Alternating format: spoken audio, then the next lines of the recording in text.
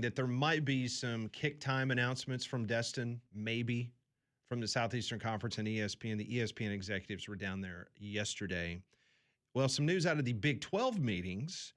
The first 3 weeks of the season, the Big 12, they've cut a deal with TNT and HBO Max. So the first 3 weeks of the season, these games I'm about to tell you about, will be featured on TNT and HBO Max. August 30th, Hawaii at Arizona. That is a late night game. That is a 9:30 kickoff. Early in the season, you get late night. Doesn't matter who you pair up. No, I'll watch it. Yeah. September 6th, it will be Kent State versus Texas Tech. Well, Lord. I'm setting a reminder on my phone for that one. That is an 11 a.m. kickoff. And then on September 13th, Texas State takes on Arizona State. That is a 9:30 p.m. game. Be more interested if TJ Finley was still there. So you got some TNT games, late night. So those are all on TNT, not HBO? They'll be on TNT and HBO Max. Oh, that's so see, either or. So if you don't have cable, you don't have TNT, but you got HBO Max. There you go. Good Lord. At least it's both. You can I know watch, that would ruffle some feathers. You can watch Hacks, and then you can turn around and go watch football. That's right. I do love being able to switch over to Game of Thrones in the middle of halftime. I miss the old TNT broadcast, football broadcast from way back when. Long time ago.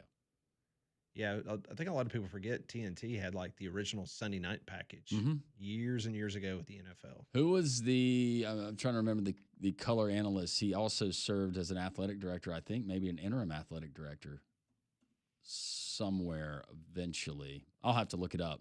But can we just one of those games get the inside the NBA? Just let Chuck and Shaq do the game. One of them. Just one of them.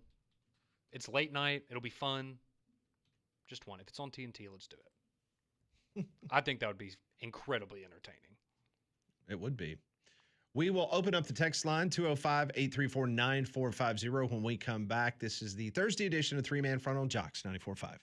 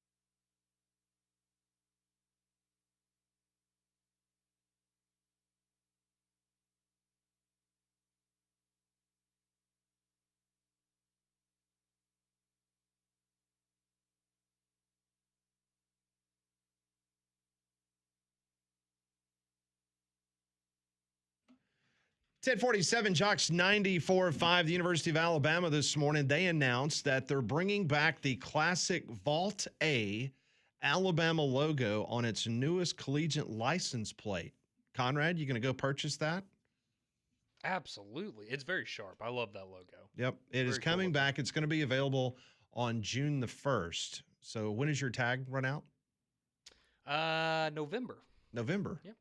Okay. So you got a little time. That's right. Put my shekels away so I can buy Yeah. it. So the Vault A Alabama logo with the elephant coming through the A. That's good looking. I think you'll see a few of those on the road. Yeah, that is coming back and will be available on June the 1st. That's my favorite A. Yeah, that's the best logo they've ever done. Yep. And of course, Auburn has the infamous. You've got two. You've got the one with the tiger going through the A, and then you have the one with the eagle. My only recommendation would be, what if we took the block A and instead of red, it was black? I'm You kidding, just will everybody. not let let it that go. go. But it's got to have a collar. And it gotta have a color. I'm kidding, everybody. What does the Nebraska plates look like in the state of Nebraska in regards to, like, if you want a Nebraska plate? It's just got the N on it. I think they changed them, but it used to have Or does that have the Huskers, Husker? like across it, kind of faded a That little bit. scribbly Oh. script. Yeah, the script. That's nice too, I guess. I had a bunch of friends that had that one. No corn anywhere on it? No corn. Maybe next one though. Okay. Do we play up the corn too much? I feel like, No, there's a lot of corn out there. well, no, I'm just saying as far as branding wise for the University of Nebraska, do they I mean, do they embrace the corn on a lot of their stuff? They do. I mean, they take it and run with it. One of the old Husker logos is a corn man, and I mean Herbie's holding a piece of corn. Yeah. I have a corn hat. Yeah, okay, so I was going to ask, so like that hat that you have, are those common at Nebraska football games? Like you'll see people walking around with them? Like a cheese head you would at Lambeau or Seemed like it would See- be really annoying if you were sitting in front of me. That's the thing Yes. with the corn head. And I think this is the story. So the company that made the cheese heads, they also made the corn heads. But for some Oh. reason years ago they quit making them. The company, not like Nebraska wanted them and the company just So quit you have a making them. collector's item. Pretty much, yeah. They're that edition of the corn head is. I mean, they have like some. I won't say off-brand, but it's not the same company as the cheese head anymore. It They're used not to be- authentic. right? It's not OG. A little different. Hmm. So I don't think you see them as much since they're not made as much anymore. But you'll still see them. Conrad, you still got your hat from last week? The SEC tournament? No, Pat saw me throw it in the dumpster. It smelled like salmon. Oh. Yeah, it was weird. It was on your head. The big pink one that Yeah. they were giving out? Yeah, no, I threw that away. It smelled like salmon. Because I put it in my car and I was going to wear it up here, and I was, no, it just But smells like raw. It's fish. interesting that you're very specific. It smelled like salmon. Yeah, specifically salmon. Maybe it's because it was a pink hat. I don't know, but it was gross. And you got that for free. Yes, I was walking out. And I they was said, going to buy one because I was like, oh, this will be funny to wear it at the show, and then it smelled Do we like have any fish. more of those hats? Yeah, get the one that smells like salmon. That's probably why they gave it away for free. It was the contaminated one. Yeah. Oh, well. No, I don't have it. Sad day. Maybe next year. Salmon. Was it? Oh, And I don't really like salmon either, so. no. It's not my deal either. Nah, it's not my favorite.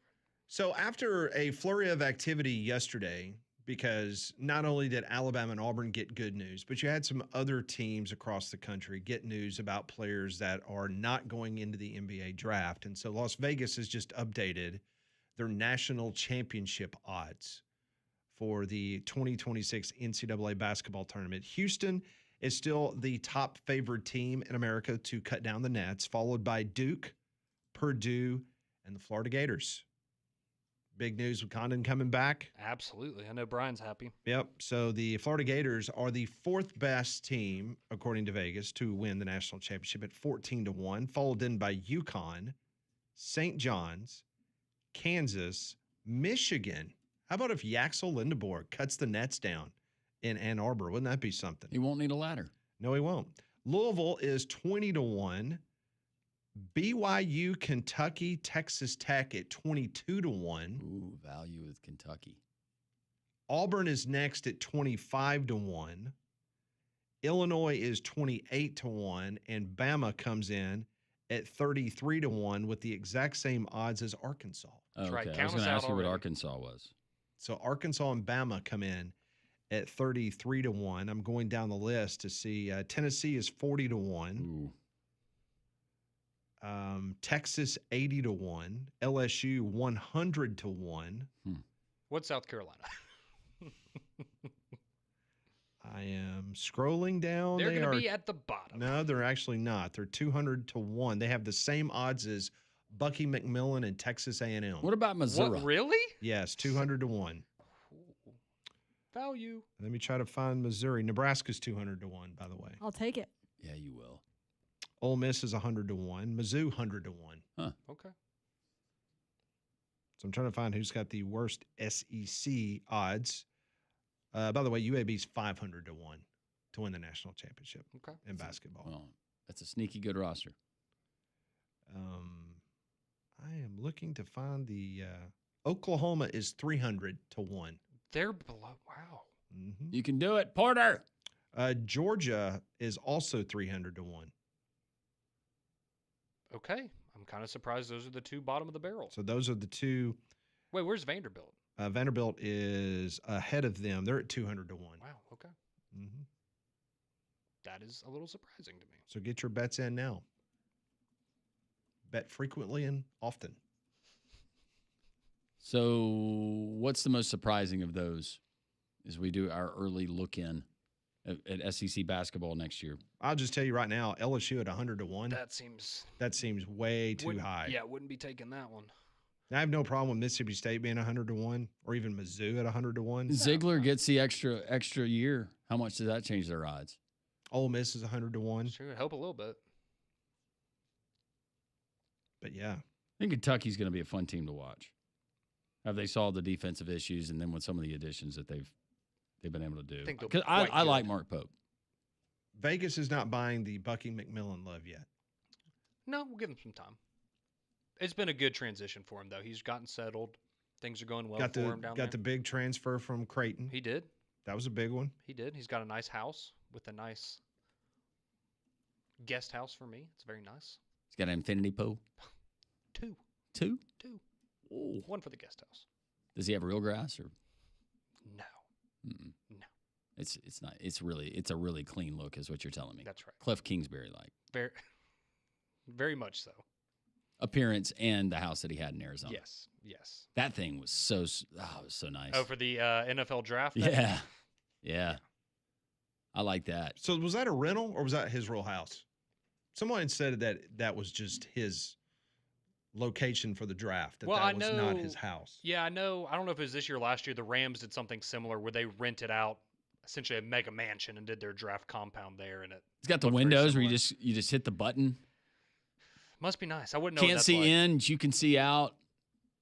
Oh yeah. And then you have an entire staff to clean those windows That's the life. with that kind of money. No grass to cut. Beautiful pool. Is he still with the Commanders. the model that he was dating? Oh, I'm sure he has a model. Oh.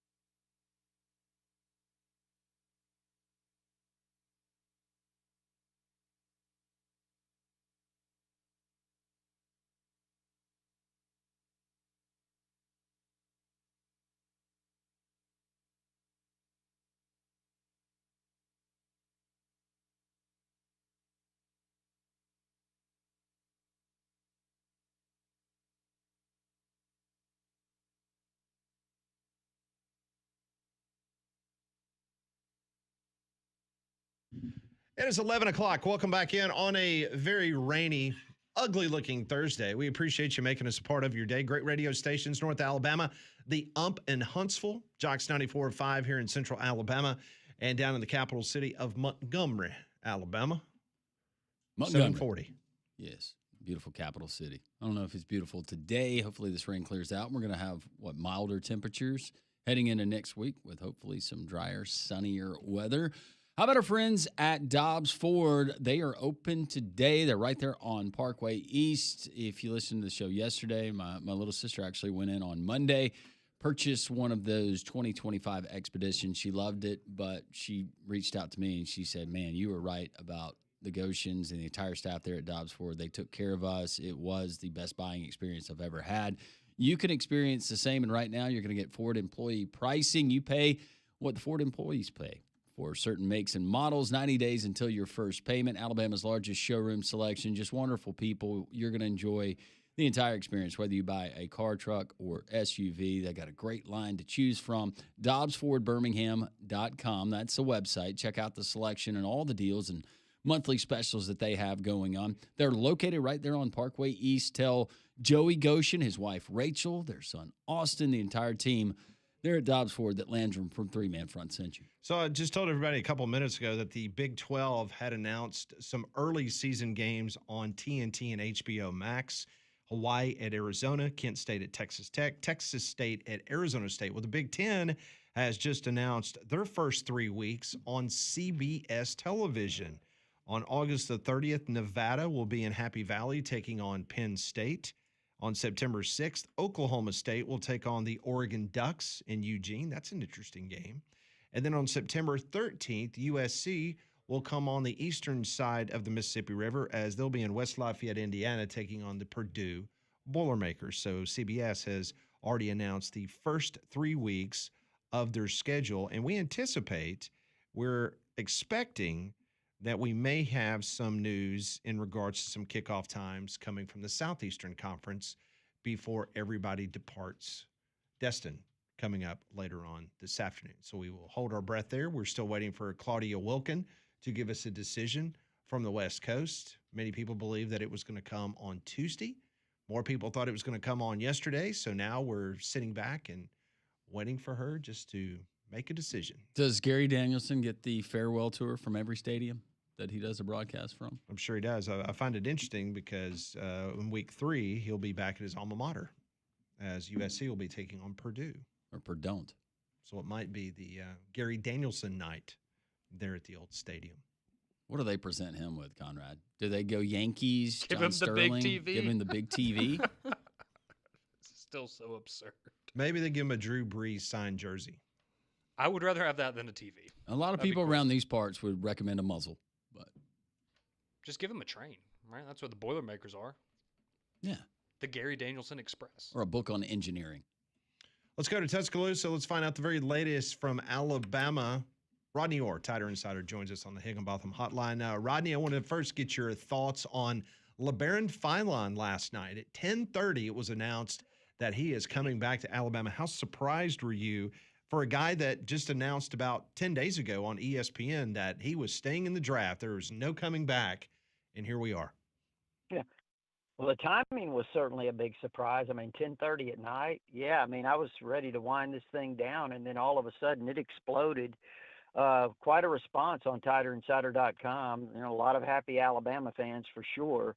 But, you know, there was always kind of a little whisper behind the scenes that potentially it could happen. But I'm like you. I think it had kind of gotten to the point where most of us thought, well, maybe that's past. But obviously extremely huge for Nate Oates for this basketball program. And like I said, I mean, the excitement level now on TiderInsider.com just skyrocketed with this announcement. Conrad told us he saw some astronomical numbers in trying to estimate what the NIL value would be for LeBaron Philon returning to Tuscaloosa. I know that there's a lack of transparency in a lot of these deals, but if you had to guess, just merely a guess, Rodney Orr, what does that number look like for 1 year of basketball for LeBaron Philon? And that's a great question. I saw some of those or heard about some of those astronomical figures as well. Somebody said $6 million. I don't think Eek. that's right. But I was talking to someone else about that just a little earlier, and they were saying, yeah, probably something like 2 million, maybe close to 2 million. That was kind of the guess. Other than that, I mean, I really don't know. I guess eventually, maybe some of these things will leak out a little bit. Maybe we'll have a better idea of that fairly soon. But I would guess since you said guess, how about around 2 million? That sounds good. My guess, and I went a little bit high. I was thinking 2.5 would be the ceiling, Okay. but no, I think 2 million. That's probably a number.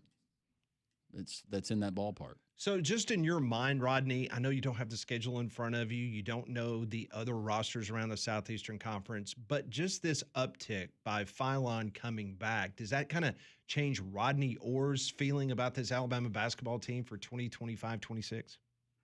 Yeah, I mean, I think it probably changes everyone's feeling on that. I mean, all of a sudden, there was let's be honest. I think probably, and I'm gauging a lot of this by these by the fanatics on Tighter Insider, which they really kind of follow it all closely, and they were kind of down, to be honest with you, after this. This basketball season ended. They expected some big news in the portal, and they were disappointed on some guys, and felt like maybe Nate Oates was having a difficult time, going to have a difficult time putting this roster together at the end, like he really needed to or wanted it to be. And so this really kind of transformed everyone's thinking. But it also, I think, the way the response is that now Alabama, as you look at it, by getting this piece back with Philon, they've got their point guard. It stabilizes their point guard situation. It creates more, takes a lot of pressure off Aiden Holloway, in my opinion. It's going to give him an opportunity now to be that backup point guard, but also play off the ball, shoot, which he does the best. That's his forte. And they've got obviously Reitzel coming back. Hopefully he can stay healthy. He's a great 3-point shooter. He's a great defender. So I think at the guard spot there's a lot more confidence, obviously. But I think I think that people now starting to say, at least the Alabama people, hey, we're going to be a real contender in the SEC. Rodney Orr, Tighter Insider, joining us. His weekly visit here on Three Man Front. All of our guests join us on the Higginbotham Hotline. I want to switch gears to football. SEC spring meetings in Destin. Kalen DeBoer, all the coaches, they had several comments and quotes and sound bites. One that got particular reaction from our very own Conrad Van Order and a lot of other Alabama fans, to be fair, was Kalen DeBoer's comments about strength of schedule and then last year's losses to Vanderbilt and Oklahoma and kind of talking about a percentage of the rest of college football. How would they have fared? That drew the ire of some Alabama fans. I can only guess that you saw a lot of that on Tighter Insider. What was your thoughts? Well, again, I understand part of what he's saying there. I mean, some teams that made the playoffs, for example, you use SMU, and the strength of schedule was really the discrepancy between what Alabama played and what SMU played was there was a wide gap there. At the same time, I do understand too, you lost to Vanderbilt on the road after beating Georgia. You laid an egg at Oklahoma. So really, ultimately, it comes back to that. I think so. So I understand that perspective too. But there is a big difference in the schedules, obviously, and I understand that point. But at the same time, I mean, I think that I can see the other side of it too, where you had an opportunity and you didn't take advantage of it. Talking to Rodney Orr from Tighter Insider, joins us every Thursday here on the Higginbotham Hotline. All right, let's talk a little high school recruiting, because one thing is for sure, everybody's been concentrating on the transfer portal, but still the lifeblood of most programs is being able to get these, obviously, freshmen in on campus, guys that just came from the high school ranks. And Alabama got some news yesterday, and I know it's early. We throw the caveat out there. Any high school kid that says that they have committed, that could change literally within minutes after they've made a decision. But Alabama did get some positive news yesterday on that front. What can you tell us about that commitment? Now, which commitment are we talking about? We're talking about the big one that came Xavier out. Griffin? Yeah, Griffin that came out yesterday. Oh yeah. Okay, Xavier Griffin. Yeah, he's supposed to officially announce on the 29th, and he's the number one linebacker in the country out of the state of Georgia. Plays over there at Gainesville, Georgia. He's originally from the state of Alabama. He's a great player. Obviously, he was committed to USC. Again, has connections to this state, being originally from here. I think they've done a tremendous job of recruiting him, all along. I know that Steve Wiltfong yesterday, who is really renowned for his predictions, picked him to Alabama. That generated obviously a lot of discussion yesterday, but at the same time, I think he's still taking some visits. He'll be here in Tuscaloosa in a few weeks, and I think shortly after that, if it appears that yes, Alabama's in great position to land the number one linebacker in this class. Rodney, besides Xavier Griffin, who are some of the other big names that Tide fans need to keep their eyes on? Well, I think, a lot of people have talked about in-state, and I think Xavier Crowell, the running back, E.J. Crowell from down in Jackson, Alabama, he's announcing, I think it's the 26th. It's shortly after his visit to Alabama, his official visit. So I think that would be a name to really keep an eye on. I think Alabama's in great position there. I think it's a real position to need, too. And then I think Cedarian Morgan, the wide receiver from down at Benjamin Russell, who some think, could potentially be the best wide receiver in the country or among the top 2 or 3. And I know that obviously there's a lot of competition there, and Auburn's in there as well. I think Alabama's in great position for him, too. So feel really good about those guys. Morgan announces on July 2nd, I think it is. So I think Alabama could do really well with those guys in the state. And then also Tank Jones down at St. Paul's down there in Mobile. Again, it's going to be a real battle. He's looking at Texas A&M and Oregon and Auburn and obviously Alabama. But, Alabama's right there in the mix with him as well. In regards to visits, I know we got camps coming up in the summer, and some big names will be making their way to Tuscaloosa. Just a general feeling from you, Rodney, year number 2 under Kalen DeBoer and Courtney Morgan being the director of football operations.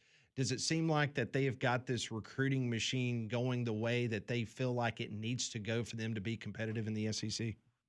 I think they do. I think when you kind of look at the visits that they have coming in over the next month, it's really an impressive list. I mean, and I haven't counted them exactly. I know it's around 50 or so, but they have several of the top kids coming in. They had a kid yesterday, one of the receiver prospects is supposed to this weekend. Ryan Mosley's a really good receiver from Carrollton, Georgia. We felt like he was leaning to Georgia, apparently went ahead and committed. So, but they quickly, Kenny Darby out of Bossier City, Louisiana, announced he would be visiting Alabama this weekend. So you can kind of see how they've got a lot of depth in terms of guys that they're pursuing at different positions. They're in on a lot of top guys. I think ultimately, I'm not really concerned about how Alabama's going to recruit at receiver or quarterback or running back. They're doing a really good job at linebacker and in the secondary. And I thought they did a great job last year on the offensive line. I think they need to continue to get those guys on the offensive line. They've got 3 visiting this weekend. They're really outstanding players, probably headlined by Malachi Lee out of Honolulu, Hawaii. He's a big 6'6", 320-pound offensive tackle. You could pull him in with the group you got last year. That'd be tremendous. But on the defensive line as well. So I think the trenches is where I'm really watching how they recruit in this class. That is Rodney Orr, joins us each and every Thursday. A lot to go over, a lot to follow at TiderInsider.com. Rodney, always appreciate it. Have a great weekend and stay dry in West Alabama. Hey, I appreciate it, guys. You take care. Thanks. That's Rodney Orr joining us on the Higginbotham Hotline. You deserve solutions that are built for you. Higginbotham is your one-source solution for insurance, financial, and HR services. You also deserve to feel good about yourself, and one way to do it, not the only way, but a great way to do it, is Mandu in downtown Homewood.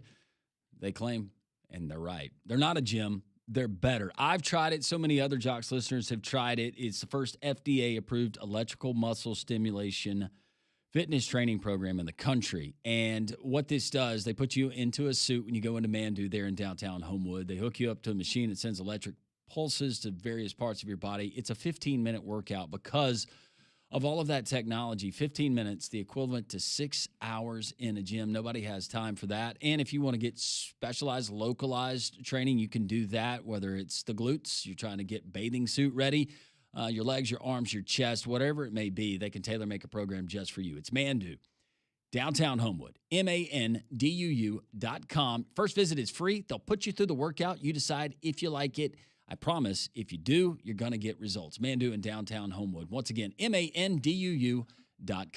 Well, we were anticipating it, and now we have it. The first 3 weeks of the SEC football season, TV times, kickoff times have been announced. We'll tell you what it means for Alabama and Auburn next on Three Man Front.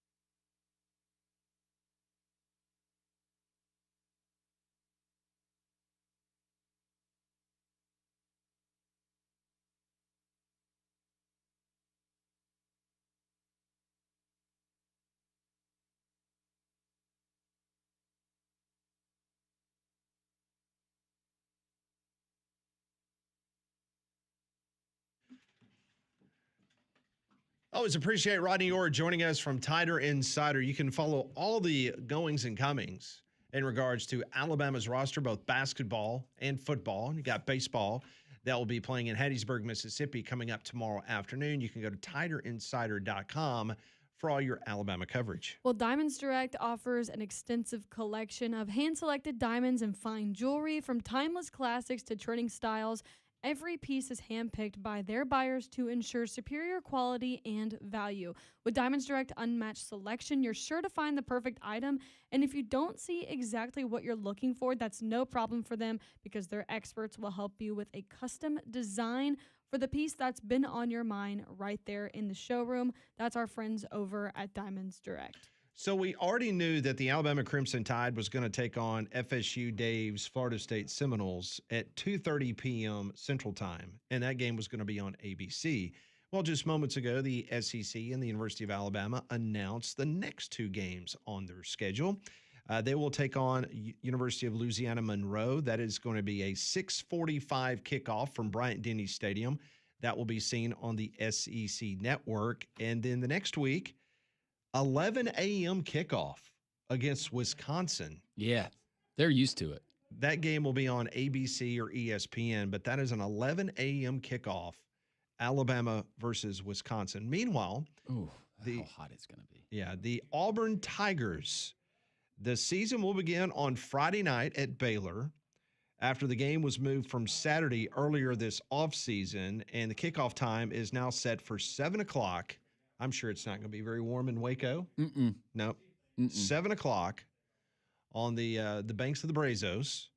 There it is. It will be on Fox Television.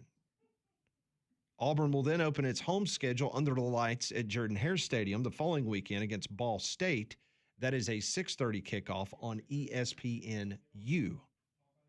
Then they have an 11:45 a.m. kickoff on the SEC Network for homecoming in Week 3 against the Jags from South Alabama. So that gets you set up for the first 3 weeks of the college football season for Alabama and Auburn.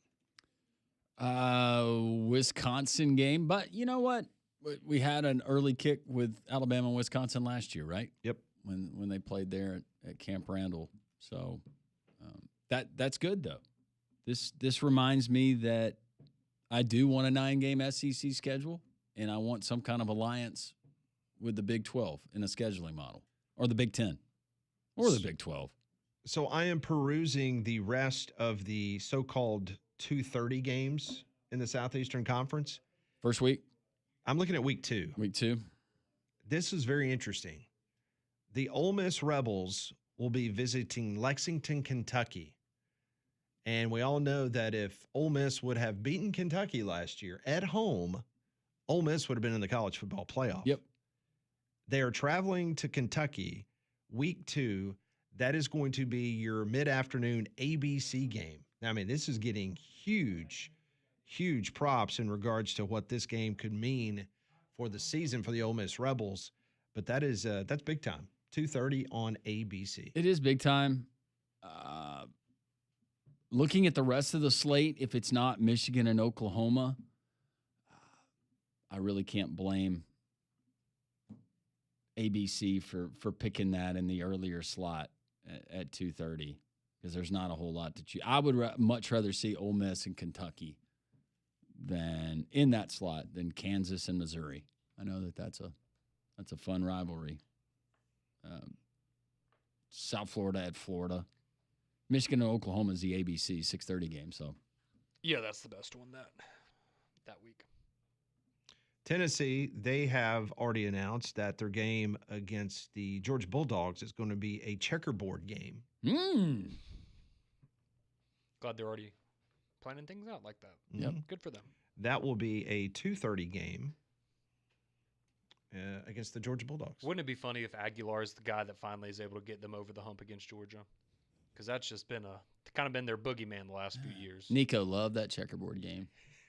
I don't know if they do that out there at UCLA. It's interesting because some other early season games for Tennessee has been announced, but they play UAB on September the 20th. And let's kick that thing at 9 a.m. You trying to get out of there? That kickoff time has not been announced. 9 a.m. Break the mold. Be a trendsetter. So you like that Wisconsin at 11 a.m.? Yeah, that's fine. You go to sleep that night? Night before? No, probably not. No. Probably not. Yeah, if I hadn't banned myself, I would like to go to that game, but I can't go to any Alabama games this year, so I'll have to watch it from Just get you a party couch. platter of meat and cheese. Do you remember Kenneth from Trustful, who called into the show right after he and his wife, they went to Madison Yeah. last year and just went on and on talking about it was one of the nicest experiences that they have ever had being an Alabama fan as a visiting fan in a stadium. They said the people in Madison were unbelievable, hospitable. It was a great time. Yeah, and I know. Second that. I was about to say, I know Molly said very good things about Badger fans as well. So happy to welcome them to Tuscaloosa, and hopefully it goes just like last year. Yeah, last year they had me convinced. Alabama did in that game that it was going to be a college football playoff year. We'll try not to snap your quarterback's leg in half this year. We'll try our best, but we're definitely gonna. That was awful, and Kick it was some and it ass. was totally on purpose. Dirty play. That was the plan. Yeah. That was the beginning of you saw some of the outbursts later in the season. Oh, wasn't that when we had a long completion for a touchdown to a tight end? I think so. To Yeah, Cuevas. Cuevas, yeah. Yep. Wide open Mhm. down the seam. You're right. Good recall. I know a lot of people that's heading out to Waco to see Auburn play Baylor. A lot of people want That's a rare matchup. You don't get it, and they redid their stadium how many years ago? It was a brand new stadium. Yeah, Mm-hmm. so that'll be nice. Yep. On a Friday night, Is theirs the one that's kind of on the water? On the Brazos. Yeah. Mhm. the Brazos. That one's very nice. Yep. Is that a river that you recreation on? They got a lot of rivers in Texas. Yeah, Hmm. I'm sure there's a part of it that you could have some fun on, some waterboarding and things of that Is it- nature. Is it like Tennessee where you have the Bear Navy? They pull up there off the Brazos. That'd be cool. I've always wanted to do that though. Is travel to a tailgate like they have at Tennessee. Do it by boat that morning. That would be really With cool. a bunch of people. That'd be really cool. At Arizona State, did they tailgate in the Lazy River? That would be awesome. Tailgate in the lazy river. Yeah, you just float around for 3 you or 4 imagine how hours. nasty that thing would be after game day? It would not be great, but 3 or 4 hours just floating on your noodle, drinking your whatever. Yeah. That'd be great. Now, see, FSU Dave, you better be on your best behavior, not only because you and Conrad are going to the game together in the Damien and Don RV that they're lending you guys. Yeah, very nice of them Yeah. to do so. But Kenneth from Trustful, he just reached out to me and said that him and his lovely wife, they are going to Doak Campbell. They will be there. Y'all Very should nice. tailgate together. Yeah. We should, yeah. Invite them to the DDRV. They can ride with us. The DDRV? Mm-hmm. Oh, the Don RV. Yeah, you can trade out shifts. I thought Don was just going to drive the whole time. Is Don going to go? He's driving. He is. Yeah, and he's going to bring his grill. He's going to make us burgers on the way down there. It's going to. What's Damien doing during the trip? That's a good question. Probably deciding which team he's going to pull for. Yeah, probably so. He's still figuring that out. By the way, the Brazos is the 14th largest river in North America. Just Oh! in case you I didn't was know that. wondering that. Whoa! So yeah, there's plenty of opportunities for you to. Isn't Brazos a brand of clothing?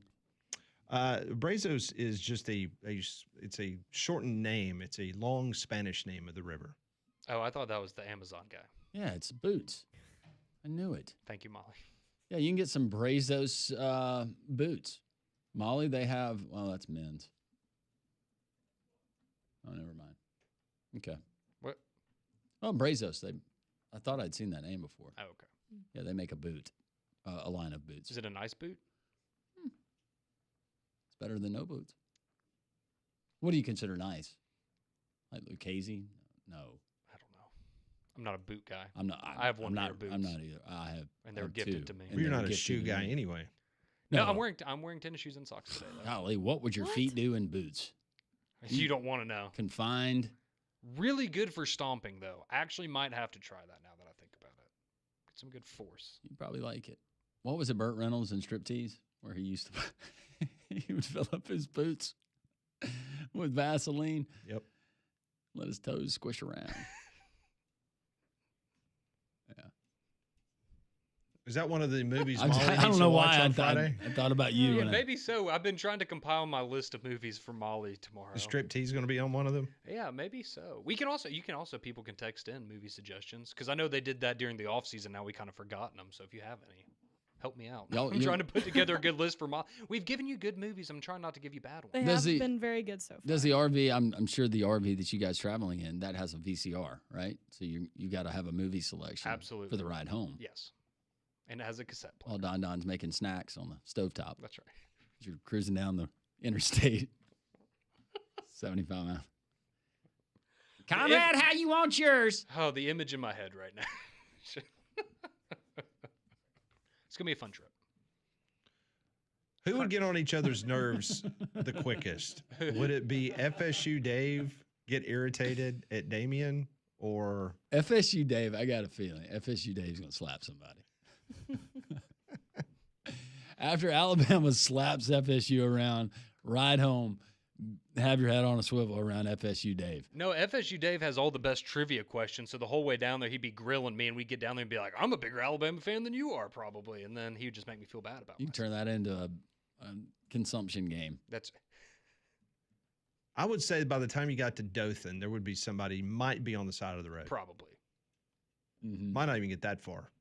I was about to say Dothan's kind of generous. That's about, what, 3 or 4 hours from here? Yeah, that's generous. And it's Don Don's RV, so it's not going to be Don Don.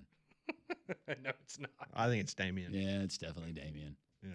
And then people riding by like, I'm not stopping for that FSU fan hitchhiking.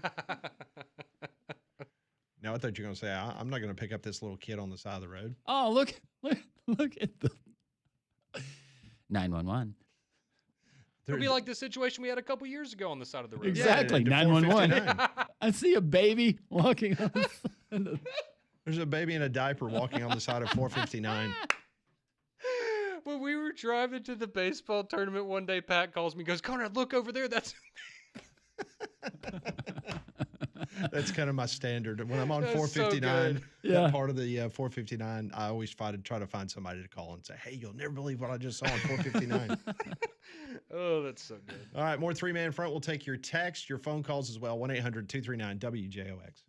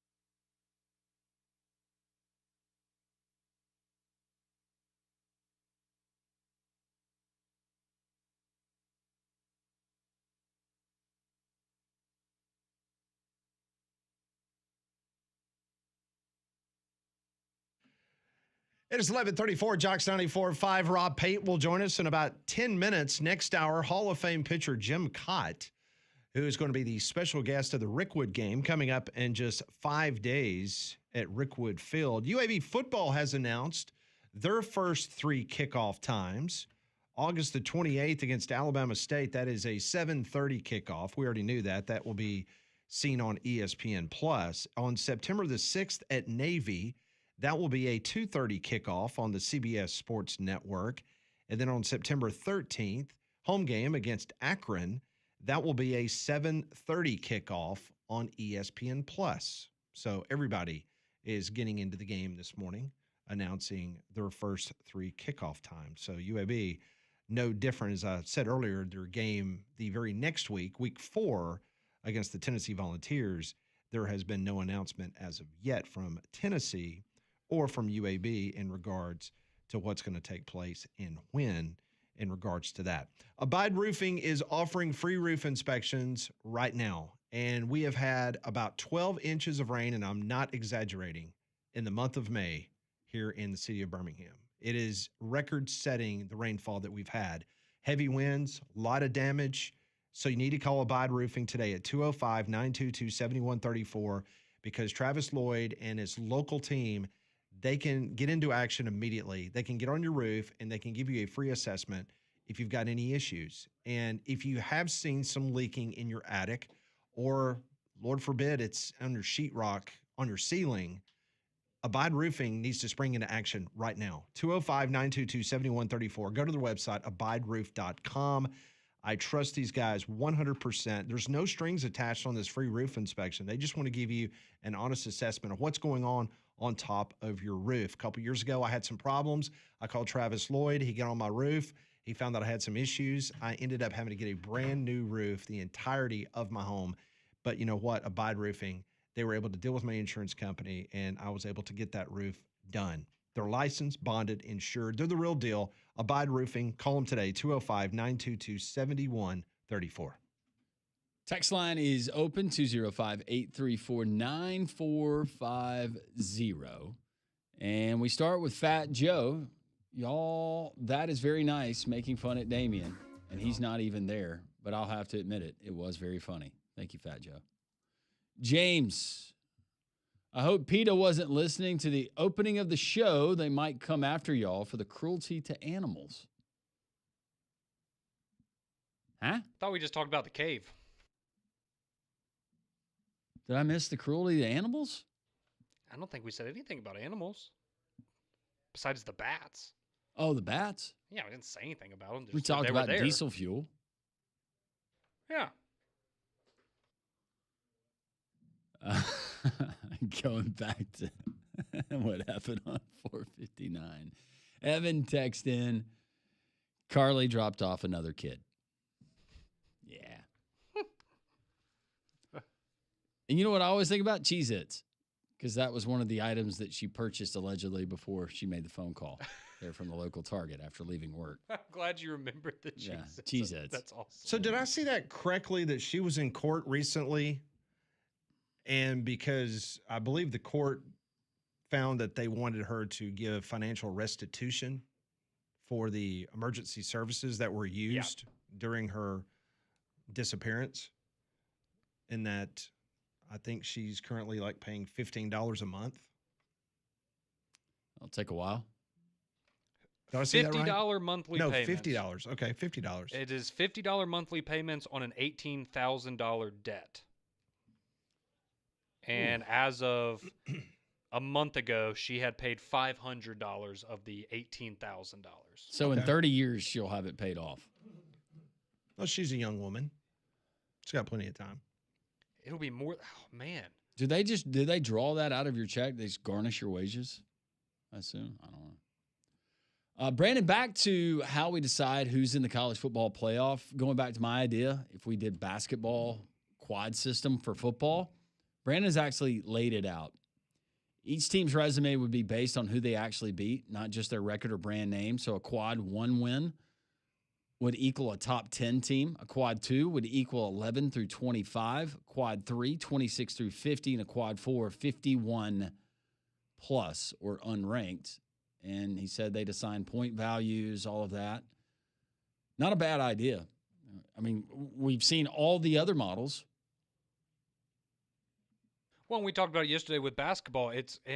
While we like the quad system and how that works, I think the most important thing, or the thing we like the most, is the transparency of it, right? Yeah. It's there for everybody to see. Strength of schedule. What are we hiding? It's an important metric. Maybe you're not hiding anything, but it's just weird that you don't want to share that information. Correct. Even though that college football committee and whoever, God bless them, is chosen to be the spokesperson on Tuesday nights, the scrutiny that comes with that. I wouldn't want to be that person. No. You think Boo Corrigan's the same? We need to do a picture. You know how people will take a Ward president. Manuel was a little more weathered. A president before their term and then after, and how much they age in 4 or 8 years. It looks like they age 20 or 30 years. Yeah. We need to do the same thing with the playoff committee That's heads. a good idea. James said, what y'all did to the ants. Oh, he was going back to the ants. PETA, do they care about ants? Should be caring more about. It was Molly. Me It who was had to punch Molly. the ants. Molly doing the whole microscope, burn them with the sunshine. Oh yeah, we were talking about that in the snail, and yeah. I guess that is animal cruelty, insect cruelty. This one rolling in on the news: the College Football Hall of Fame and lowering the criteria, where Mike Leach will now be eligible, and I'm sure will be voted in, and rightfully so. This one out of the state of Texas. Leach was the best. In honor of him, I will fund Molly's summer trip up to $2,000. Wow, that's more than I paid for her to go on the field at the USC game last year. Where's Molly going? Yeah, where are you going? You got up to $2,000. Ooh, I'm going to Omaha. Got some weddings. All right. I'm going to call our listener. I don't know his name. A well-to-do listener there in the state of Texas. Just well-to-do listener. Yeah. That's good. We'll just call him Big Tex. Big Tex. So what would you spend $2,000 on in Omaha? Would you go spend it on Jell-O shots for your team of choice? Yes. At the World Series? I'd go to Rocco's and buy a whole bunch of Jell-O shots. There we go. You guys could take the RV to Omaha. Yeah, I think Molly should get involved in this RV adventure. Yep. I think it's in the shop until August. Okay. Sounds like a boys' trip. Oh, you're one of the guys, Molly. No, I'm not. Girls just want to have fun. Come on, guys. We have fun. Molly could help. I tell If you you what. have a flat, she could probably change a tire. I know I certainly couldn't. So Just saying. Auburn goes to Omaha again this year. Sounds like a road trip, and Molly can be in the RV with the rest of the gang, showing them the sights and sounds of she can be Nebraska. the navigator because she knows how to get there. She's been Absolutely. there before, This and is she true. can I do be know in how the to get captain's there. Yep. chair. Be very helpful. Thank you, Molly, for agreeing to do. See, we just had to talk it out. She's totally on board. Jerry Barnett says, if y'all would pay attention to my text, you would know that the cave is open for tours, the one that Conrad fell down. So I saw that text. I actually went and Googled if anybody wants to have fun. You can Google, what is it, Sims Cave Tour or something like that? Yeah, Sims Cave Tours. If you Google that, the images that come up, the first image, you see like two people and what looks like a ledge almost. Pretty sure that's exactly where I fell down the cave. So if you want to see what it looks like, go Google that. And Now, is this you'll true, see it. Jerry? I'm not questioning Jerry. I do find it hard to believe, but he said he retired in 2000. It was Blount County law that you had to drink beer to enter the cave. That's the reason that Conrad fell. That's where I Bad went juju. wrong. He was completely sober. I didn't drink underage. Who would have thought that would get me in trouble? This one rolls in, as my granddaddy would say, them Big 12 folks are barking up the wrong tree because this is big. This big dog will hunt, SEC. Thank you. When we come back on Three Man Front, Rob Pate will join us on the program. Next hour, Jim Kaat, Major League Baseball Hall of Famer. It's the Thursday edition of Three Man Front.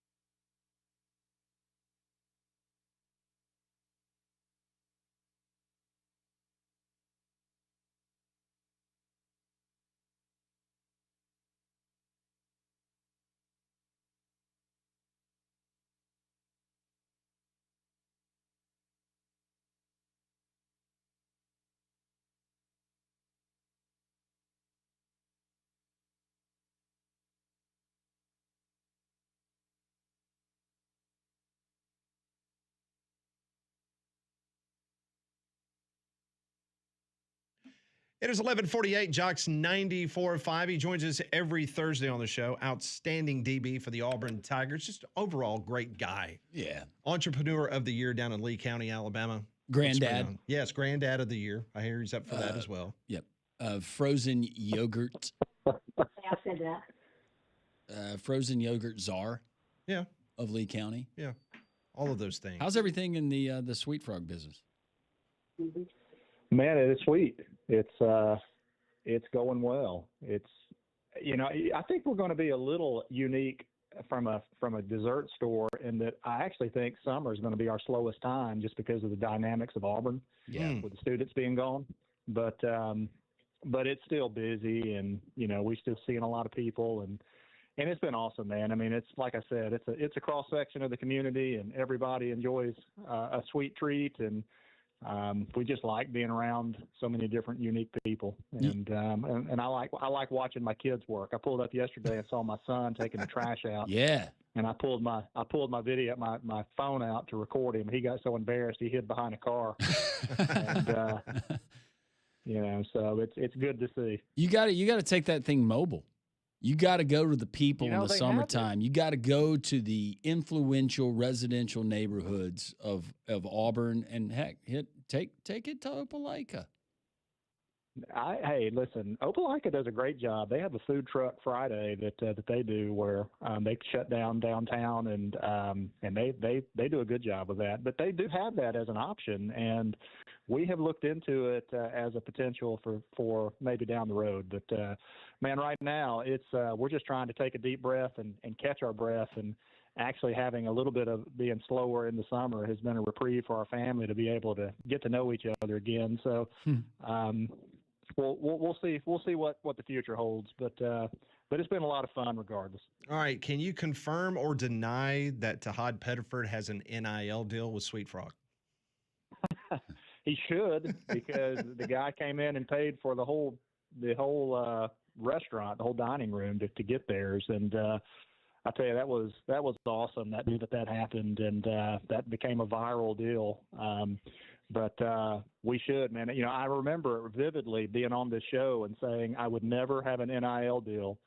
And most of that is just pain and frustration from living the envy of coming through the 90s when the NCAA still had a little bit of teeth and people were fearful of giving players benefits and, feeling like, man, I came along at the wrong time. And so some of that's just my own envy that those guys – and also we didn't have a training table where those guys could eat meals, gourmet meals at any moment.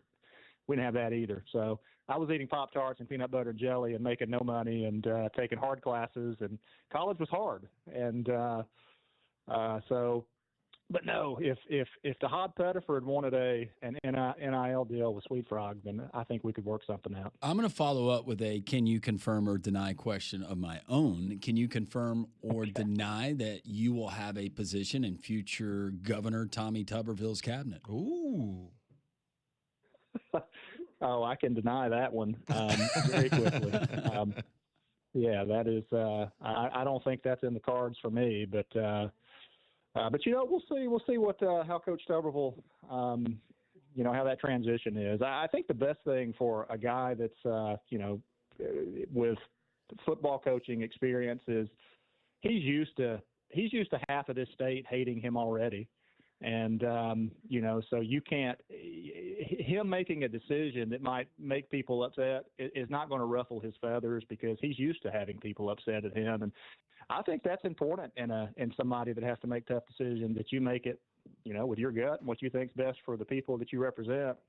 And I don't think he'll have any problems doing that. Plus, he's always been a politician. I mean, even when he was coaching us, he used to tell us one thing, hey, guys – practice is going to be hell on earth. I mean, I hope I kill half of y'all and practice tonight. And then we'd go home and I'd watch the news and the news would say, hey, Coach Tuberville tells us they're going to be in shells and shorts and helmets today and have a really light practice. I'm like, what? He's a politician. He's a politician. And, so he's always been good at that. All right. But he is a good man, and I think he'll do a great job. I wanted to ask you about some kickoff times for Auburn came out. We already knew that the Saturday game, the opener against Baylor, had been moved from Saturday to now Friday night. That is going to be a 7:00 kickoff there in Waco, Texas. I'm sure it's not going to be warm at all in that opening game. So I wanted to ask you this question. If you think back to your days, especially the beginning of the seasons when you played at Auburn, do you remember the hottest game you ever participated in? Because I got a feeling there on the Brazos River is going to be pretty warm for that opening game for Auburn. Yeah, I do. We had a game at Ole Miss my senior year. It was a night game, but it was still very, very uncomfortable from a heat and a humidity standpoint. And now I was coming off of not being my best from a health standpoint, and I really didn't get a lot of conditioning in that summer because I was battling some illness and things that just hadn't really materialized as far as what was going on. And so we got out there for that first game, or it was the second game of the season, and Ole Miss was good. It was Deuce McAllister's senior year, and they had a senior quarterback, Romero Miller, and I think they won a lot of games that year in the conference. But we beat them by 8 points. Ricky Johnson had a long touchdown run on a fourth down toss sweep. But I only made 7 plays. The first drive, I was in the game, and they drove right down our throats and threw a touchdown pass. And I came over to the sidelines, and I felt like I had my feet in concrete. And I went to my coaches. I said, I'm hurting us. And they tried to give me an IV and vitamin B12 shots and that kind of stuff, but I couldn't do it. And so that was probably the hottest. The hottest game I ever played in, though, was the last football game I ever played in my life, and that was with the Chargers against the Cardinals in Phoenix. That game kicked off at 7 p.m., and it was 102 degrees in the stadium. Good night. And people would say, hey, well, at least it's not humid.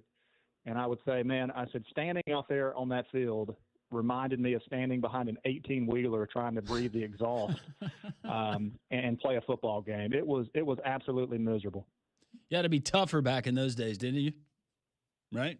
You did. Yeah, we didn't have soft serve, yogurt and, weak people like that with guys that could get everything they wanted, and certainly not a bunch of guys from over the mountain that probably ought to have a yogurt truck going. That's all right. Have you reached out to Caitlin DeBoer about maybe offering your services for after practice there in Tuscaloosa?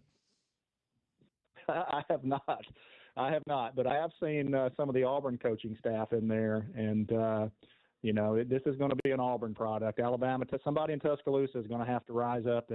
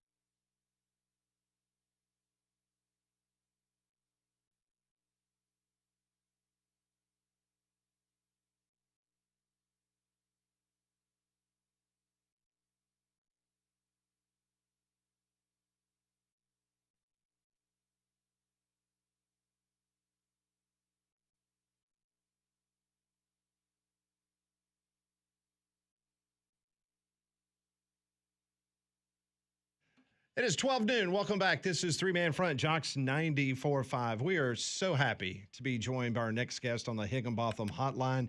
He is going to be in Birmingham in just 5 days, and I'm talking about Hall of Famer, baseball, of course, just an incredible career with the Minnesota Twins, the St. Louis Cardinals. I can go on and on. Jim Kaat joins us here on Three Man Front. He's going to be a special guest at the Rickwood game, a salute to legendary Birmingham Black Barons and the Negro Leagues coming up next week. Jim, welcome to the program. I hope you're well on this day. Well, thank you very much. I am well and looking forward to my visit down there in Birmingham next week. Well, let me ask you a question. So many Hall of Famers have come through our city and have had an opportunity to play in Birmingham and play at Rickwood Field. In all your days of playing, did you ever have an opportunity to come to Birmingham and play a game? Actually, I came to Birmingham to play a game early in my career because I was with the Chattanooga Lookouts, and we played at Rickwood Field. We played Birmingham was in the Southern Association, so I played there and pitched there back in 1959 when they were a Detroit Tiger farm club. Wow. Any memories I've heard a lot about I've heard a lot about the history of it over the years, of course, and at the Hall of Fame, we have several events that spotlights the Negro Leagues, and followed them when I was a youngster growing up in Michigan and some of the teams that played around there. So, yeah, I'm looking forward to what they've done with the park and to be a part of the fantastic event that they're going to put on next week. Jim Kaat joining us here on Three Man Front, going to be a part of the Rickwood game coming up next week. Going to be an exciting time. He joins us, as all of our guests do, on the Higginbotham Hotline. Such a storied career and just legendary success that you had at the Major League Baseball level. I am curious, who was that guy that you had to face that you dreaded facing, and for whatever reason they had your number? Well, he wasn't a guy that I dreaded facing. I got a chance to be good friends with him after our careers were over, but the guy that gave me the most trouble was a right fielder for the Detroit Tigers named Al Kaline. Oh, yeah. I always told Al, I said, I knew when I was pitching in Detroit that there would be a limousine outside the Sheraton Cadillac to take me to the ballpark to make sure that I was healthy and got there so you could have your 4 at-bats and get 2 or 3 hits. And the other one was probably Brooks Robinson. Brooks, he had maybe as high an average as Al did, but he didn't do quite the damage.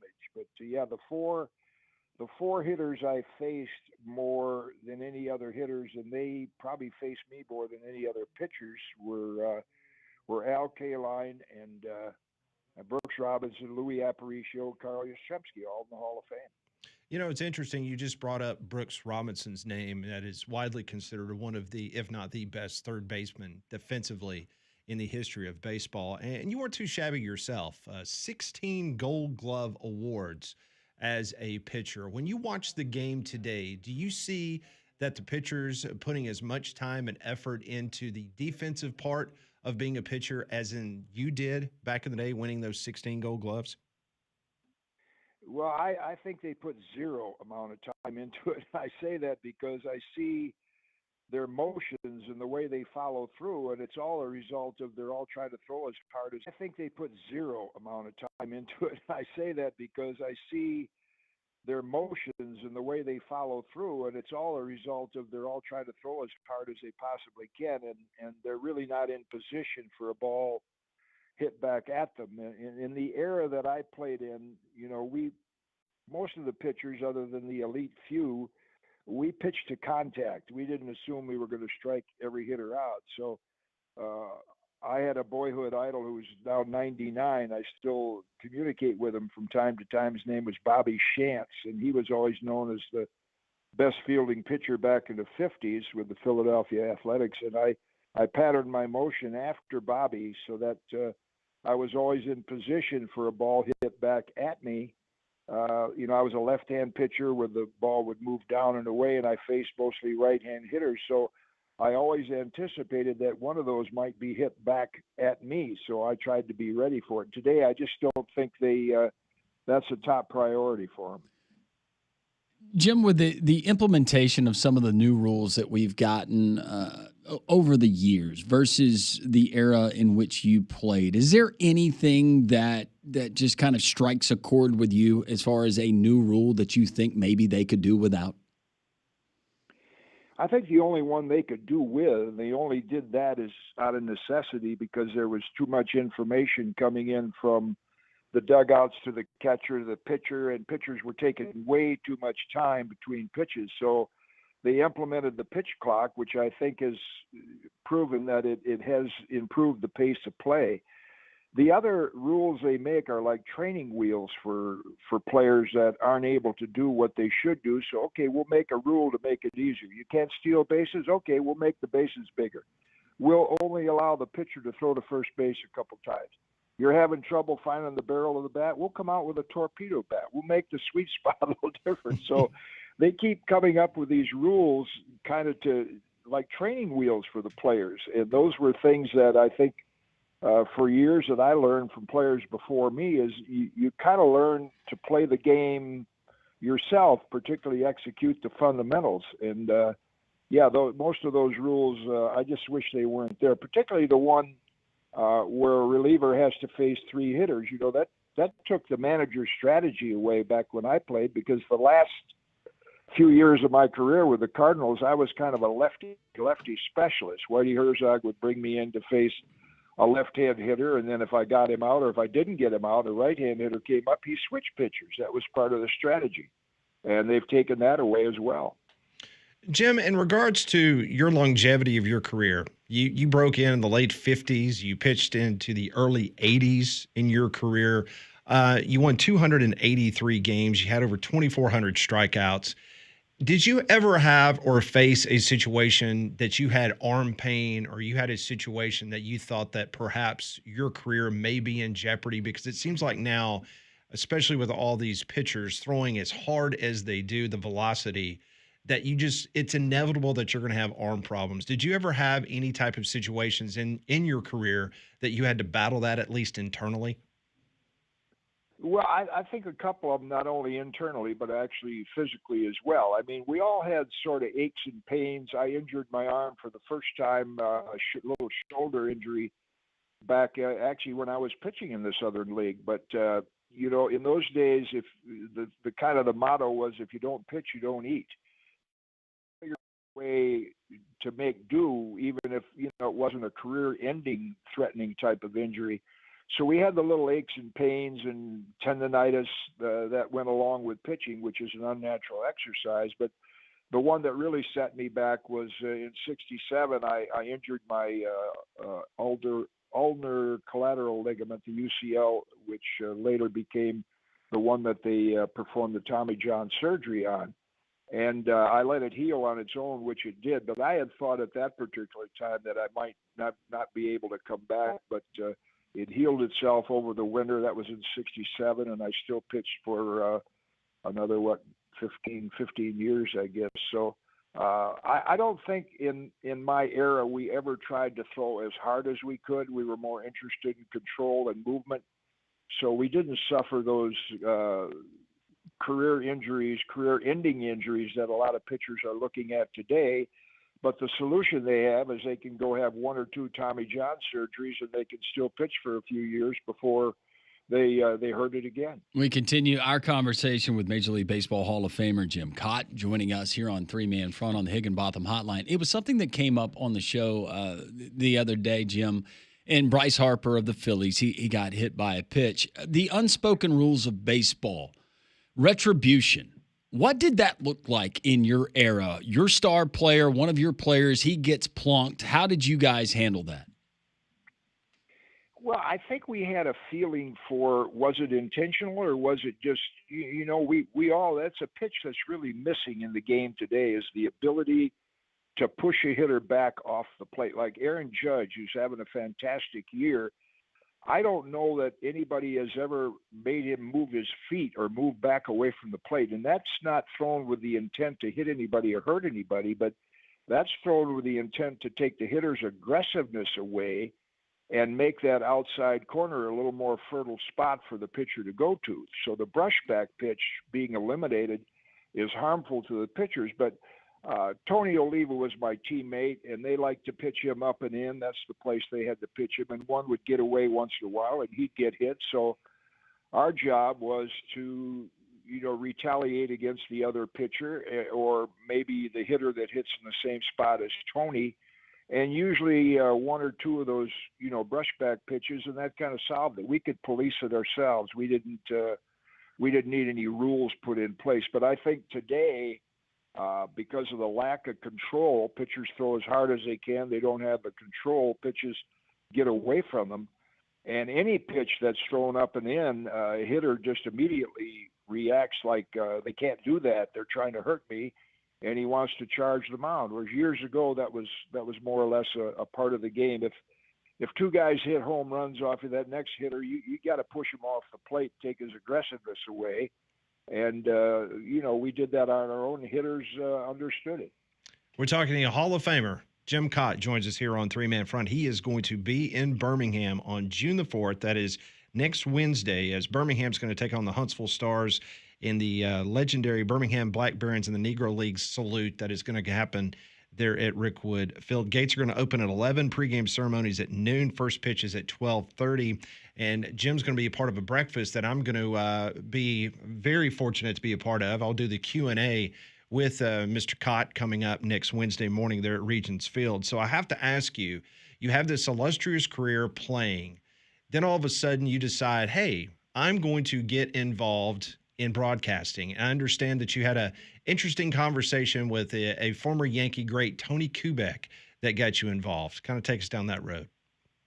Well, first of all, it had, in the era that I played in, if there was a rain delay, the announcers for your team would see if you could come up to the booth and just tell some stories and kind of kill time during the rain delay. They didn't have any other programming to go to, so I started doing that with Richie Ashburn and Harry Callis in Philadelphia. Then I had a producer there for MLB radio say, or MLB film say, you should think about getting into this business, when you retire. Well, I hadn't been working for ESPN doing college games, and I was living in Connecticut. We were actually, my wife and I were rollerblading along a street, and I hear my voice, somebody calling my name. I didn't know they even knew I was living there. And it was a director of broadcasting saying, Tony Kubek was trying to reach you because he's going to retire, and he's recommended you take his position with the Yankees. So I thank Tony for tipping me off on that, and I did take the Yankee job the next year and covered them for 13 years, really, during their glory years, really, from the mid-'90s to about 2006, 7. That is amazing. Not only a Gold Glove winner, you won a World Series ring with the St. Louis Cardinals back in 1982, and I thank you for that. Growing up in Southeast Missouri, you were one of those guys out of the bullpen and playing for Whitey Herzog. You got to have a good Whitey Herzog story, right? One or two that you might can share with us. Well, I mean, Whitey, his motto. I was just at the Hall of Fame with Ozzie Smith, and they showed a film about our Cardinals team in the '80s, and we played such a different brand of baseball from what fans are seeing today. And Whitey's battle cry then to the Cardinals was, "Get me 10 singles tonight, boys," because we had Willie McGee, Lonnie Smith, Ozzie Smith, Tommy Herr, and Willie would get on first, and the next thing he'd steal second and third. So, that was his battle cry: get me 10 singles. And we only hit 67 home runs as a team, and yet we won the World Series. And Whitey was a master at operating the bullpen. What was so much fun to be a part of the bullpen then is when that phone rang down in the bullpen, you could almost tell it was going to be your number or it was going to be Doug Bear's number. And he was such a master at manipulating the bullpen, and it was very helpful to me. And I'm so grateful for the World Series ring those guys helped me get. Oh, it's fantastic. Being a young man and being a Cardinal fan my whole life, I remember that team well. Man, you had an infield as a pitcher with Keith Hernandez at first, Tommy Herr at second, Ozzie Smith at short. Oh, a guy named Ken Oberkfell over at third base. Yeah. And don't forget about pretty good outfield with Lonnie Smith in center and silent George Hendrick in right field. Oh, yeah. I grew up with Yeah, we didn't give many outs away. I was telling the story the other day when, I didn't see Ozzie play with him in person till I got there, and I kind of took pride in the ball being hit back up the middle and I could flag it down. But now I'm in my 40s and my reflexes weren't quite as good. And there's a man on first and a ball went up the middle and I missed it. So I said, well, I got to hustle over and back up third base because that guy on first going to try to go to third. And by the time I turned around, I looked, and there was Ozzie flipping the ball to Tommy Hurd. We turned a double play. So I really got spoiled with the amount of ground that Ozzie could cover and the plays that he could make. Oh, it was amazing time. It's going to be fun having Jim Kaat in town starting on Wednesday of next week. Jim, can't thank you enough for spending a couple minutes with us. Birmingham's a fantastic baseball town, and we appreciate all you have done for the game, and we look forward to welcoming you to the Magic City next Wednesday. Well, thank you so much for having me. I'm looking forward to my appearance there and meeting a lot of you people and being part of that great game that they're going to have that day. Thank you, Jim. Best to you. We'll see you Wednesday. That is Jim Kaat, Hall of Famer, joining us here on Three Man Front. Just an outstanding conversation about the old days of Major League Baseball. Yeah, I could sit and listen to those stories all day long. No, it's fantastic. More Three Man Front. This is Jocks 94.5.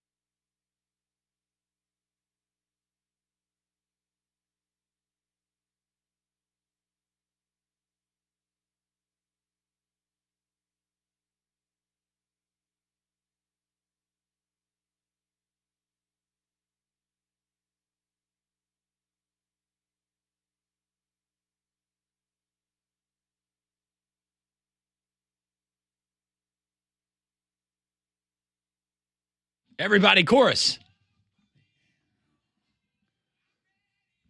Great visit. What an honor it was to talk with Major League Baseball Hall of Famer Jim Kaat. He's going to be here for the Rickwood game and a lot of exciting things happening here in Birmingham around Major League Baseball.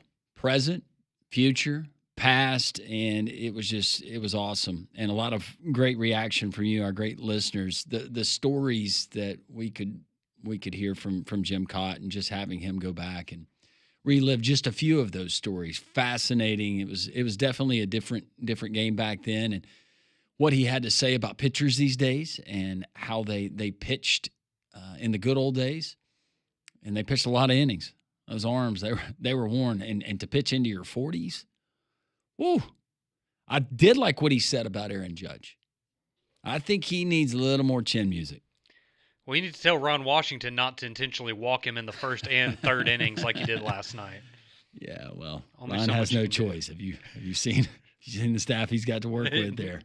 Doesn't have a lot going on for him, no. Our sit down with Jim Kaat, all of that, all of our interviews, Rodney or Rob Pate, that can be found always at jocksfm.com and the 3-Man Front podcast. A lot of your texts coming in. By the way, Women's College World Series underway there in Oklahoma City. You got a battle of SEC. Texas leading Florida 1-0 as they have played 4 innings there in Oklahoma City. We can't keep letting them get away with this. How does Texas keep doing it, man? They're good. Yeah, they're good at everything now. It seems like they are. Are they the new Florida when it comes to other sports? No. This game will decide it. This is it. All the marbles right here on the line. That's right. So we got the Women's College World Series going on right now. We have college baseball regional play. That's going to be cranking up. Alabama, they got to go to Hattiesburg. Hopefully the weather is going to be out of here, right? And then Auburn opening up things at Plainsman Park in their series. I saw with Central Connecticut State, they got a kid who's leading all of college baseball in batting average. He's hitting .469. Until it comes down to the plains of Auburn. I don't know. That travels. 469. That's gonna. Yeah, that travels. Yeah. That is. I thought Aaron Judge was doing good this year. He's not hitting 496. I don't know if it was 496. I thought it was at 469. Or 469. Sorry. It's still an incredible clip. That's absolutely remarkable. Yeah. What else is remarkable? Stark Exterminators, family owned for over 61 years. And having some of that fun outside when it's nice weather, and we should be getting some of that nice weather. You like to enjoy time with friends and family, enjoy your outdoor space, whatever that may be. A lot of times it's the yard and getting out there with the kids. Well, the last thing you need is those kids to, and yourself, to be infested with stinging insects, the biting kind, the kind that are just nuisances. Sure, they serve a purpose here on God's earth, but it's not for biting your skin. Stark Exterminators, inside, outside, your place of business, your residence, they can handle everything. Call one of their great team members today for the free business or home pest inspection. 855-STARK now, or go to starkexterminators.com. One of their professional team members is going to come to your place of business or your house like they did ours over 3 years ago. Inspect it thoroughly, inside and out, come up with a customized solution for you and anything that could arise down the road. When Liam was there just over 3 years ago, he said, okay, we're going to address the ants coming in the bathroom. Took care of that. But he said, here's some other issues you guys might want to be aware of, and we can go ahead and knock it out. And they did so. No problem since. Stark Exterminators. Call today for the free home or business pest inspection. 855-STARK now, or go to starkexterminators.com. And as always, make sure you tell them Landrum from Jocks 94.5 sent you. If you missed our interview with Jim Kaat, download the 3-Man Front podcast. Whether you're a baseball fan or not, just listening to the history that just oozed out of that interview. He started playing baseball in 1959 for the Minnesota Twins. He played there from 59 to 73. Then he went to the White Sox for 3 years. Then the Phillies in the late 70s. He had a couple seasons stop for the New York Yankees. And then towards the back end of his career, the Cardinals traded for him, and he had been a starter for most of his career, but the Cardinals brought him in out of the bullpen. So, into this day, he has the St. Louis Cardinals record for the oldest pitcher to ever pitch for the Cardinals. He was 43 years old. When he told that Ozzie Smith story, I don't think I've ever seen you smile so wide. Well, you think about this. You're talking about a pitcher that won 16 Gold Gloves It's crazy. in Jim Kaat, and he went to a team that had Keith Hernandez at first base, Ozzie Smith at shortstop, Ken Oberkfell, who ended up playing for the Braves towards so did Lonnie Smith. Yeah, towards the end of his career. I mean, this team was built for Busch Stadium, a big ballpark. And truly station-to-station baseball. Absolutely. So just incredible to have him on the mound as a Gold Glove winner and then have what you had behind you. I mean, just get it across the plate. Yeah. Let him put it in play. And a lot of reaction from our listeners after the segment that we just had with Jim Kaat. Text line is open, 205-834-9450. Yes, his nickname, one of our listeners reminds us, it was Kitty. And as a broadcaster, outstanding. I mean, he won, I think, 7 Emmy Awards as a broadcaster. Well, you could just tell there. Yeah. 7 Emmys and 16 Gold Gloves. I don't know if anybody else has that on their resume. That's remarkable. I had more questions that I wanted to ask him, and we were limited on time, but I would love, because he did take over, or Pete Rose took over for him there in Cincinnati as a manager.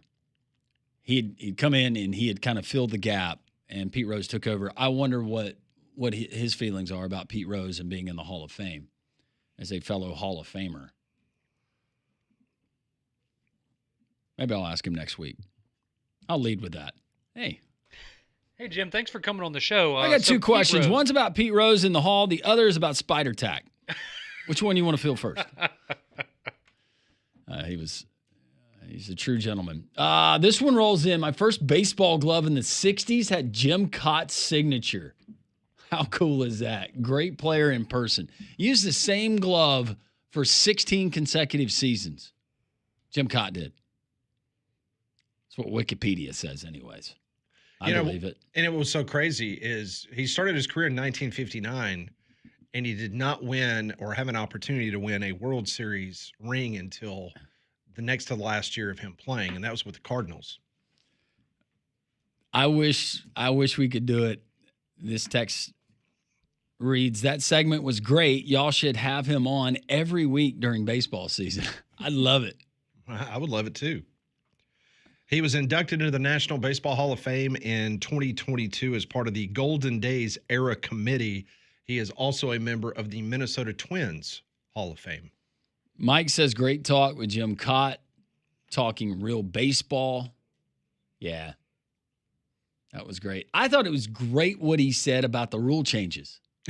Yeah. And now we're changing the rules to basically accommodate the players. What do you have to say about the bases, the torpedo bats? Yeah. But pitching to contact, that was fascinating.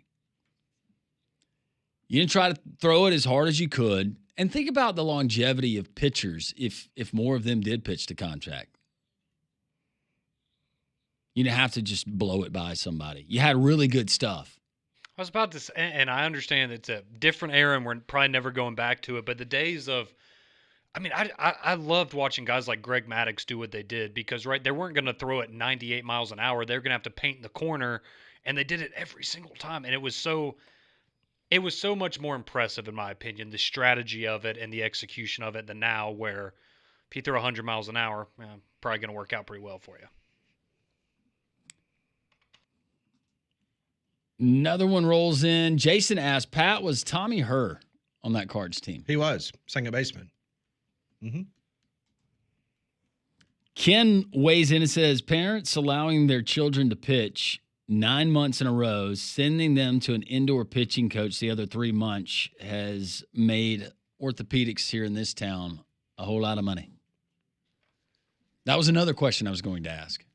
What if for the people who have a son that's playing baseball, especially travel ball, what would your best advice be on those kids that pitch? Tommy John's now it's inevitable, it feels like, right? It's going to, we talked about it a couple weeks ago with Paul Skeens, and it's like, love watching the dude play, but at some point that elbow's going to blow out. It's just a matter of when.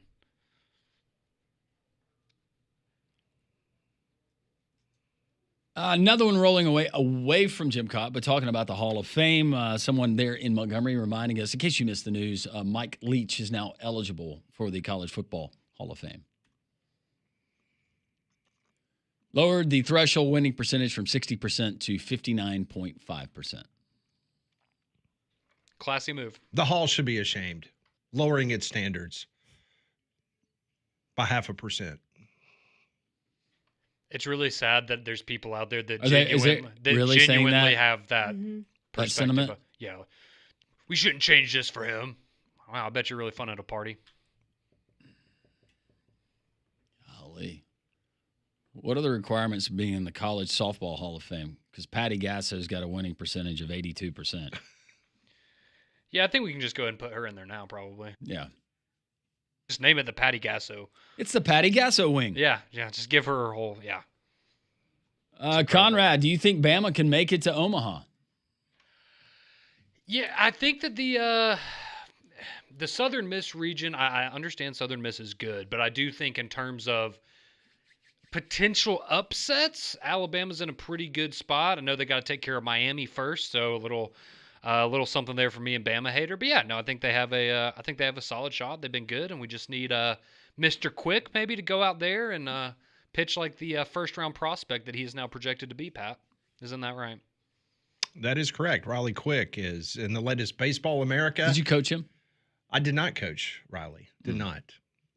Riley was a couple years. Did you ever umpire him? Younger than Dylan, my youngest, who played in the same ballpark.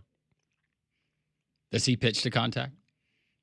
He just he just lets it rip. No, he is. Here it is. Yeah, good luck hitting this. Yeah. Yeah, he's pretty good. Yeah, he is. More of your text, your phone calls as well. We'll also tell you about the latest helmet bracket challenge, and you need to go vote because we're getting down to the nitty gritty. Molly will give us an update on that next.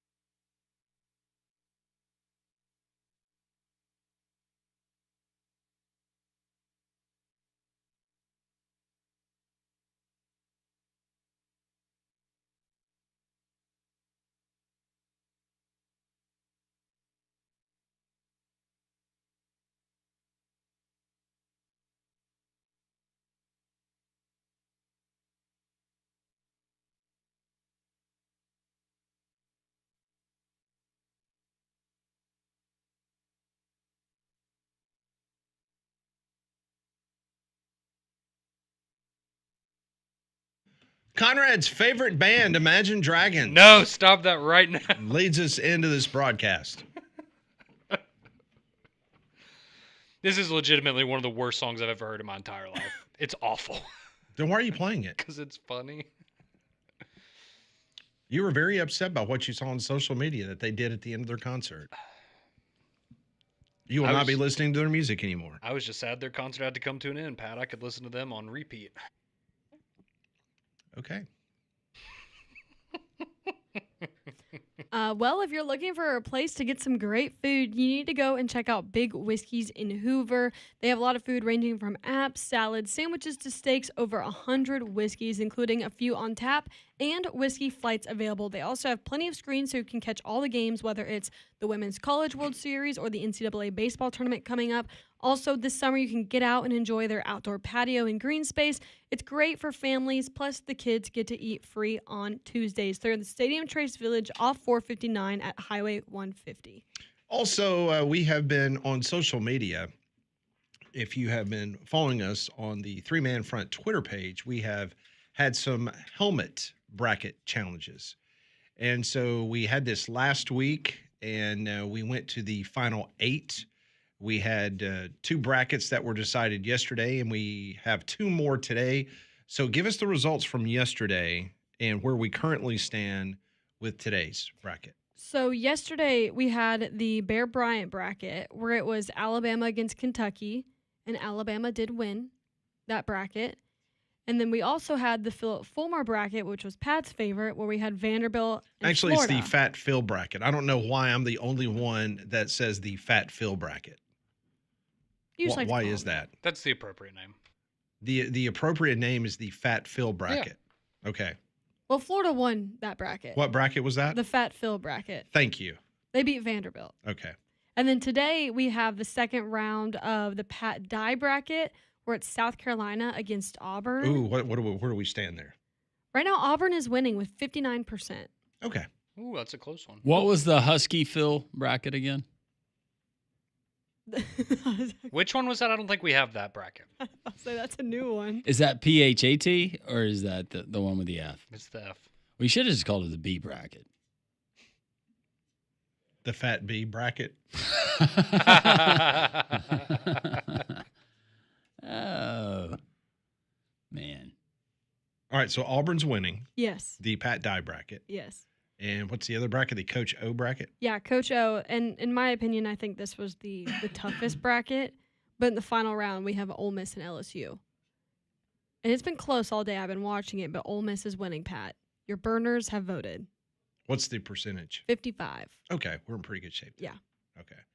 So we encourage you to go vote at the Three Man Front Twitter page. And so then next week, in the it'll be the winner of the Bear Bryant bracket and the Fat Phil bracket. Correct. So that will be Bama versus Florida. That's a good one. That It is a good one. Mm-hmm. That is a really good one. Yeah, it is. And so then the winners of today's brackets will face off next week. That's correct. So it could be LSU, Ole Miss, Auburn, South Carolina. This might surprise y'all, but I'm kind of disappointed with the way that and I know, we had to do it a certain way, but I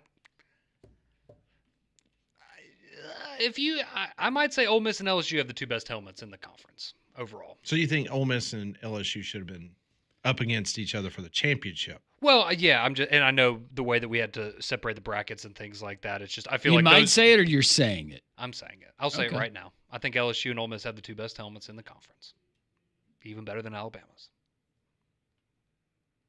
But if Alabama had a black helmet. Oh well, Then then it would be up that's there. the clear winner, Pat. But we're never gonna get that. Those 2 are really, really strong. The bracket, the region that they were put into, it was The committee really screwed them. Yeah. Let's just be honest. Yeah, They screwed them. They screwed Texas too, and they screwed Missouri Let's say to a certain Mizzou extent. was in that one too. Yeah, It's a that was tough a one. stacked bracket. It it was. Yeah. Unfortunately, only one winner can emerge. Speaking of think- winners and speaking of Texas, they just hit a home run. 2-0 as they lead in the top of the 6th. And he's talking softball, folks. Yeah, I gave updates earlier. But It's the yes, same for our player, new Jolie listeners. Mitchell. She's had both home runs today. Hmm. Looky there. Why aren't you following your Braves? Torpedo bat. I'm sorry, who is this you speak of? Is Acuna's knee still attached to his body? I haven't seen anything on my social media. I don't think anybody has charged the mound. So I think everything's good. No score, top of the third, between the Braves and the Phillies in game 1 of their split doubleheader. Let's see if Acuna's even in the lineup. He's not in the lineup. That's why they're waiting. He's not in the lineup. That's why they're waiting. Do you think Acuna chickened out, went to Snitker and said, "Hey, I need to be. I'm not feeling well." Well, I can't play in both games, Coach. So let's put me in the second game, and he's hoping that maybe they're going to plunk somebody here in this game, and they're going to wait. You know, they're going to wait the short time that he's been back and being cautious with the knee. No, we're not going to put too much wear and tear. Not 2 games in 1 day, guys. So, I tell you what, this is pretty efficient. Smith Shawver has thrown 18 pitches, 16 for strikes. Oh, you want to know something else that's interesting? Zach Wheeler got bumped to tonight's game. Headhunter. Yep. Keep an eye on that. Got a text. Texas uniforms are brutal. I think this was over softball. Man, another home run. Texas has now increased their lead over Pelham Gators. Do you have money on this Gators. game or something? Like, why are you talking about it? It's the SEC, and it's a Women's College World Series. Sorry. Won't give any more. No, I just was curious. That's all. I like it, Landrum. Okay. Thank you. Yeah, I don't care for those jerseys, though. Can you bet on college softball? Yes. I'm sure you can. You You're going to go take Florida to come back and win? Can you get a live line? Oh. I agree, though, LSU and Ole Miss. Back to that. Their helmets. They're great. They're sharp. They're solid. Keep the text rolling in. We got them coming in. 205-834-9450. It's the Thursday edition of 3 Man Front. Josh 94.5.